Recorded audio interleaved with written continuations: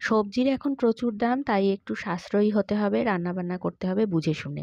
দেখো, আলু আর পেঁয়াজ দিয়ে একটা দারুণ রেসিপি তৈরি করেছি, যেটা মুখে দেওয়া মাত্রই মন খুশি হয়ে যাবে।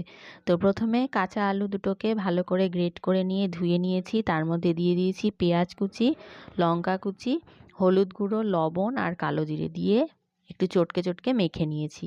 জল ছেড়ে দিয়েছে, তারপরে দিয়ে দিয়েছি বেসন, চালের গুঁড়ো, ব্যাস এইটুকুই। বেসন আর চালের গুঁড়ো দিয়ে খুব ভালো করে এটাকে টাইট করে মেখে নিয়েছি। চালের গুঁড়োটা কিন্তু একটু বেশি দিতে হবে, যাতে এটা একটু মুচমুচে আর একটু শক্ত হয়।